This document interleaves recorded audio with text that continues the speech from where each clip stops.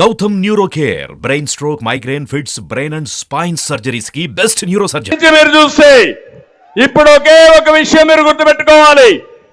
రాయలసీమకు నీళ్లుంటే రత్నాలు పండుతాయి, హార్టికల్చర్ హబ్గా తయారవుతుంది. అదే సమయంలో బాగా చదివిస్తే ఈ పిల్లలు ప్రపంచాన్ని జయించే శక్తి మన పిల్లలకుంది. దాని తర్వాత ఎక్కడికక్కడ ఇండస్ట్రీస్ తెస్తే వేరే ప్రాంతానికి పోవాల్సిన అవసరంలా ఇక్కడే ఉద్యోగాలు వస్తాయి. నేను ఒకటే హామీ ఇస్తున్నా, మళ్ళీ మన పిల్లలకు ఉద్యోగాలు మన ఊర్లో చేసే విధంగా, అవసరమైతే బయట వాళ్ళు వచ్చి ఇక్కడ ఉద్యోగాలు చేసే విధంగా నేను తయారు చేస్తా. రాయలసీమకు ఇంకొక అడ్వాంటేజ్ ఉంది. ఒక పక్క బెంగళూరు, అనంతపూర్కి దగ్గర, కర్నూలు, హైదరాబాద్ దగ్గర, ఇంకో పక్క చెన్నైకి దగ్గరగా సత్తివేడు ఉంటుంది, చిత్తూరు జిల్లా ఉంటుంది. ఈ గాని ఉపయోగించుకుంటే ఎక్కడికో వెళ్ళిపోతాం. నేను ఆ రోజు ఆలోచించాను, ఇంకో పక్క ఏదైతే రోడ్లు మౌలిక సదుపాయాలు, ఈరోజు ఈ రోడ్లు ఉన్నాయి. ఒకప్పుడు మీ ఊరికి రావాలంటే రోడ్డు కూడా సరిగా ఉండేది కాదు. ఈరోజు మీరు చూస్తున్నారు, నేషనల్ హైవేస్ వచ్చాయి, విమానాశ్రయాలు వచ్చాయి.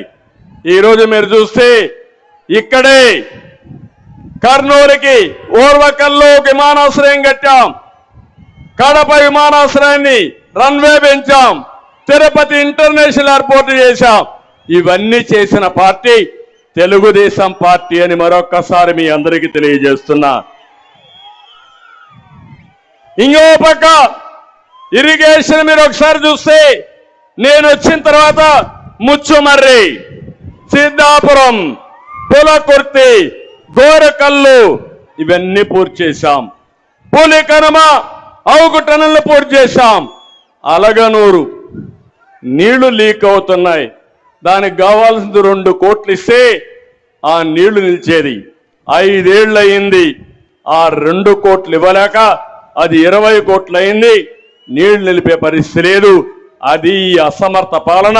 తెలుగుదేశం వస్తానే 1 సంవత్సరంలో లేకపోతే 6 నెలల్లో అలగనూరు రిపేర్ చేసే బాధ్యత తెలుగుదేశం పార్టీ తీసుకుంటాం.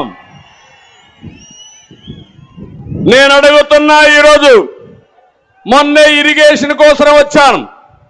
సాగునీటి ప్రాజెక్టులన్నీ కూడా ఇక్కడే కర్నూలు నుంచి ప్రారంభించాను, నందికొట్కూరు నుంచి, అక్కడి నుంచి శ్రీకాకుళం వరకు వెళ్ళాను. నేను చిత్తూరుకి వెళ్ళాను, అంగళ్ళ దగ్గర నేను ఎన్ఎస్జి ప్రొటెక్టివ్ వీళ్ళందరూ ఉంటారు, వాళ్ళందరూ ఉన్నారు. దారిగాచి నా మీదనే దాడి చేయడానికి వచ్చారు. ఇదేంటని అన్యాయం అడిగితే 307 అంటే అటెంప్ట్ టు మర్డర్, నేనేదో వీళ్ళందరినీ పెట్టుకొని చంపడానికి పోయానని నా మీదనే 307 కేసు పెట్టారంటే, తమ్ముళ్ళు మీరు ఒక్కసారి ఆలోచించండి. నేనే లెక్క లేకపోతే మీరు ఒక లెక్క అని మిమ్మల్ని అడుగుతున్నాను.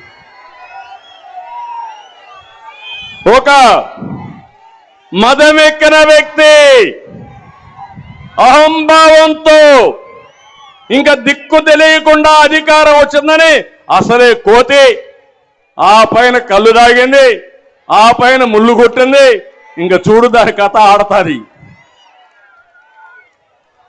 అధికారం వచ్చి అందరం ఎక్కి మన మీద దాడి చేసి నా మీదనే అటెంప్ట్ మర్డర్ కేసులు పెట్టారంటే మా పోలీసులందరూ చూస్తున్నారు. మీరే చూడండి, రాబోయేది తెలుగుదేశం పార్టీని, మీకు కూడా న్యాయం చేసే తెలుగుదేశం పార్టీని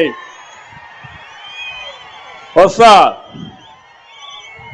నేను అడుగుతున్నా, ఈ జగన్మోహన్ రెడ్డి రాయలసీమకు 1 ప్రాజెక్టు కట్టాడా అని మిమ్మల్ని అడుగుతున్నా.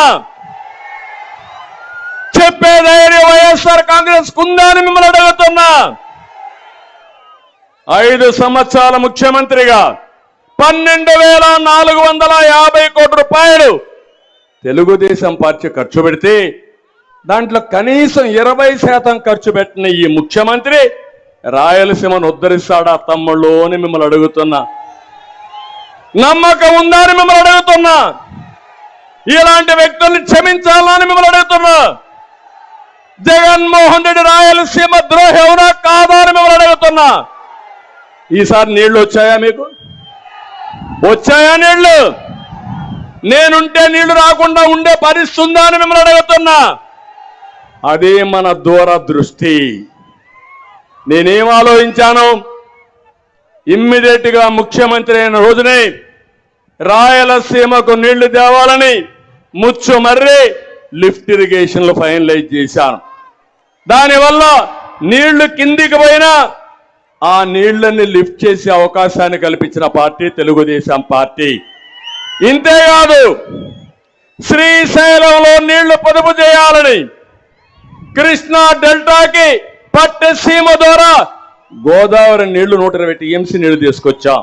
ఆ 120 టీఎంసీ నీళ్లు ఎక్కడ పెట్టామంటే శ్రీశైలంలో పెట్టాం.